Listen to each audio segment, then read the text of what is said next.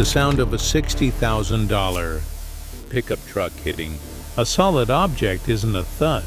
It's a scream. It's the sound of metal folding like wet cardboard. It's the sound of an ego dying instantly. It was 2:14 a.m.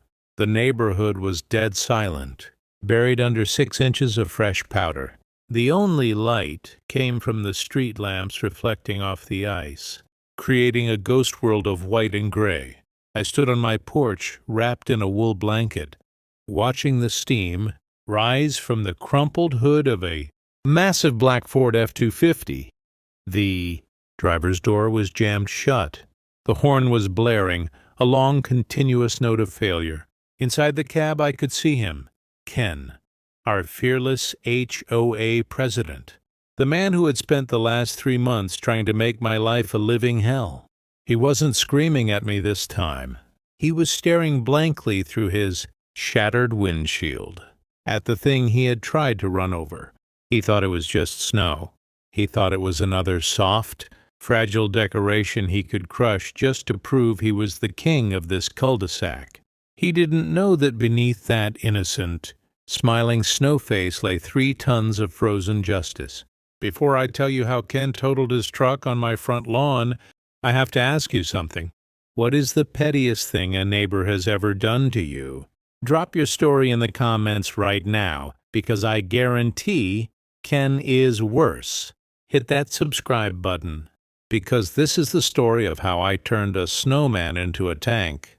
Before I tell you exactly how I turned a snowman into a trap that totaled a $60,000 truck, I have a question for you. What is the pettiest, most annoying thing a neighbor has ever done to you? Did they steal your parking spot? Did they complain about your trash cans? Pause the video right now and tell me your story in the comments. I'll be reading them, and I'll pin the craziest one. And if you believe that bullies deserve exactly what they get, smash that subscribe button. Because what Ken did next wasn't just bullying. It was war. Let's rewind to where it all began. I moved to Blackwood Lane in November. It was supposed to be my escape. I'm a landscape architect by trade. I spend my days designing gardens for other people. So when I bought this corner lot, all I wanted was a blank canvas. The house was perfect. The yard was huge, and the old oak tree stump near the edge of the driveway gave it character. But I didn't know about Ken. Ken lived directly across the street. He didn't just live there. He patrolled there. He was the kind of guy who measured his grass with a ruler and used a leaf blower to chase away dust motes. He drove a truck that was too big for his garage, a lifted black beast with blinding LED lights and a bumper sticker that said, "My way or the highway." Our first interaction wasn't a handshake. It was a citation. 3 days after I moved in, I found a bright orange sticker on my trash can. Violation. Bin visible from street at 6:01 p.m. Rules state bins must be hidden by 6 p.m. 1 minute. He fined me for 1 minute. I looked across the street. Ken was standing in his driveway, arms crossed, wearing a pristine white polo shirt despite the freezing cold. He gave me a little wave. Not a friendly wave, a dismissal. I decided to let it go. Kill them with kindness, my mother used to say. So when the first real snow fell in December, I decided to embrace it. My niece Lily was coming to visit. We spent hours in the front yard, rolling massive balls of sticky snow. We built a classic snowman, 3 tiers, stick arms, and a scarf I knitted myself. We placed it right on the corner of my lot, near the driveway entrance. It was harmless. It was joyful. Lily named him Mr. Fluff. That night, I went to bed feeling like I had finally arrived home. The next morning, Mr. Fluff was gone. 7 Crew 12 Surrey. Chapter 2, The First Strike. Visuals: Sarah looking at a flattened snowman. Tire tracks in the grass, Ken smirking. Narrator: I didn't just find a melted pile of snow. I found a crime scene. The snowman hadn't fallen over. It had been obliterated. Tire tracks, Wide, aggressive mud terrain treads cut deep gashes into my lawn. They went right up onto the curb, smashed through the Snowman, and swerved back onto the road. This wasn't an accident. You don't accidentally drive 10 feet onto someone's property. I walked across the street. Ken was washing his truck. "Morning, Ken," I said, trying to keep my voice steady. He didn't even look up from his polishing. "Morning, Sarah. Shame about your decoration." "Someone drove onto my lawn," I said. "They destroyed it." Ken finally looked at me. His eyes were cold like polished stones. "Well, technically that Snowman was a line-of-sight violation. HOA Bylaws, Section 4. Large obstructions near the roadway are a hazard. Whoever hit it probably did the neighborhood a favor." "It was 5 feet from the road, Ken, and driving on my grass is trespassing." He chuckled, a dry, humorless sound. "Prove it. Besides, snow isn't property. It's just water. Maybe you should stick to indoor hobbies." He turned his back on me. I walked back to my house, shaking. It wasn't the Snowman. It was the violation, the knowledge that he felt entitled to destroy something just because he could. I checked my security camera, but the angle was off. It missed the street. All I had was the aftermath, so I rebuilt him.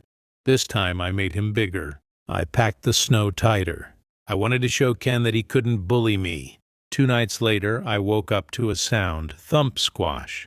I ran to the window just in time to see taillights fading down the street. Mr. Fluff 2.0 was dead, and this time, the tire tracks tore up my dormant hydrangeas. Ken wasn't just patrolling anymore. He was hunting. I called the police. They were polite but useless. "Ma'am, unless you have a clear shot of the driver, it's just vandalism. And since it's snow, well, there's no monetary damage." "He tore up my grass," I argued. "Civil matter," the officer shrugged. "Take it up with the HOA." The irony burned like acid. "Take it up with the HOA?" Ken was the HOA. The next day I received a letter, a formal warning from the board. Complaint regarding unsightly lawn damage and unauthorized obstructions. He destroyed my lawn and then fined me for having a destroyed lawn. I saw him that afternoon, leaning against his truck. He shouted across the road, "You really should hire a landscaper, Sarah. Your yard looks like a monster truck rally. Hit it." He laughed. His buddies laughed. That was the moment. I looked at him. I looked at his shiny, oversized truck. And then I looked at the spot where my Snowman used to stand. Right there, underneath the churned-up snow and mud, was something Ken had forgotten about. When I bought the house, there was an old oak tree that had been cut down years ago. The stump was still there, about 3 feet high, thick as a barrel, and rooted deep into the earth. It was hardwood, seasoned by decades of winters. Because of the heavy snow, the stump was completely buried. To Ken, it just looked like a lump in the terrain. A plan formed in my mind. It wasn't revenge. It was landscaping. If Ken wanted to play games with unauthorized obstructions, I would give him an obstruction he couldn't ignore. I went to my garage. I didn't grab a shovel. I grabbed my garden hose and a bucket. I waited for the coldest night of the year. The forecast called for -10 degrees. I went out at midnight. The street was empty. I started by clearing the snow around the tree stump. It was solid, unmovable, a piece of nature that had stood there for 50 years. I didn't build a snowman next to the stump. I built the snowman around the stump. I packed wet, slushy snow against the wood layer by layer. Then I used the hose. I sprayed a fine mist over the core, letting it freeze instantly into a shell of ice. I wasn't building a decoration. I was building a bunker. Layer of snow, spray of water, freeze, repeat. By 3 a.m. I had a core of solid oak encased in 3 inches of ice, surrounded by another foot of densely packed snow. I shaped the head. I added the carrot nose. I wrapped the scarf around its neck. From the street, it looked exactly like the soft, fluffy snowman Ken had destroyed twice before. It looked vulnerable. It looked like an invitation. But if you punched this snowman, you'd break your hand. If you kicked it, you'd break your foot. And if you drove a truck into it, well, physics is a cruel mistress. I went inside, but I didn't sleep. I set up a new camera, 4K resolution, night vision, positioned perfectly in my upstairs window. I poured a cup of coffee and sat in the dark, watching the feed. For 2 nights, nothing happened. Ken drove past slowly, eyeing the new creation. I could see the gears turning in his head. He was wondering if I had learned my lesson. He saw the snowman standing there, proud and defiant, and his ego couldn't handle it. On the 3rd night, the snow started falling again. It was the perfect cover. It happened at 2:14 a.m. I saw the headlights first. They cut through the falling snow like predator eyes. Ken's truck rolled down the street, creeping along at 5 miles per hour. He slowed down as he reached my house. He stopped. I leaned closer to the monitor.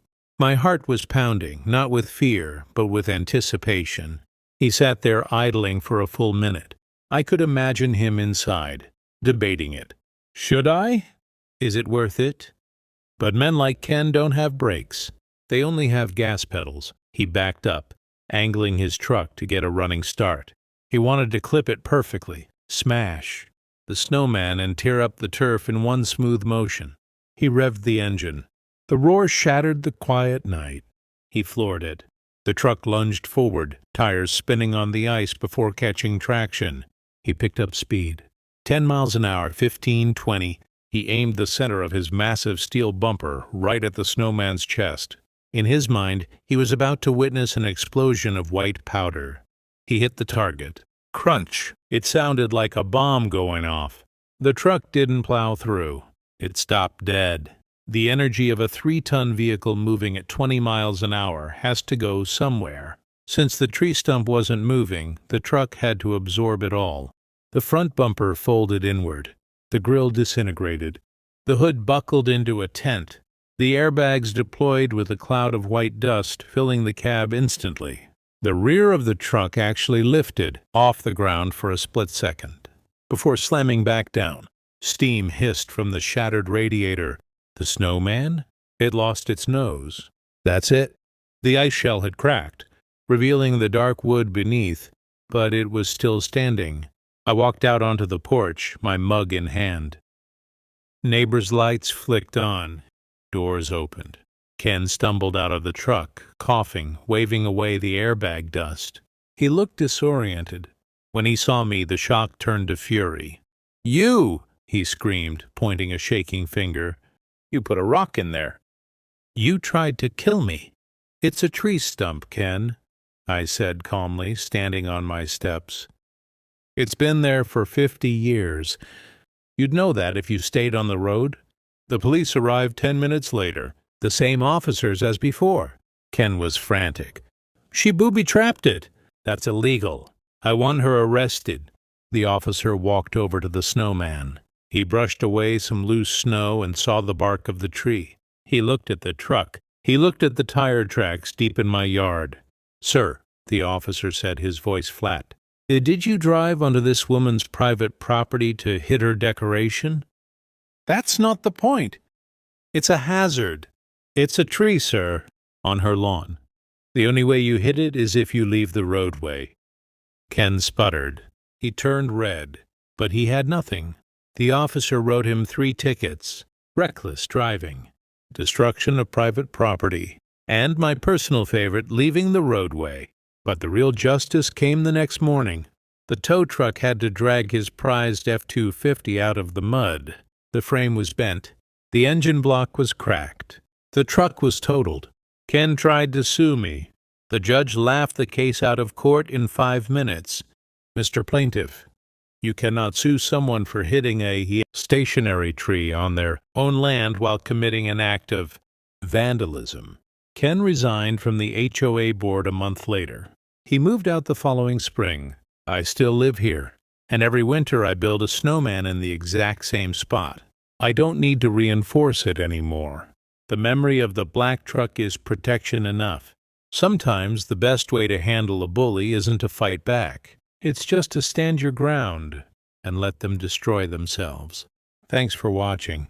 If this story satisfied your soul, hit like. And remember, stay off the grass.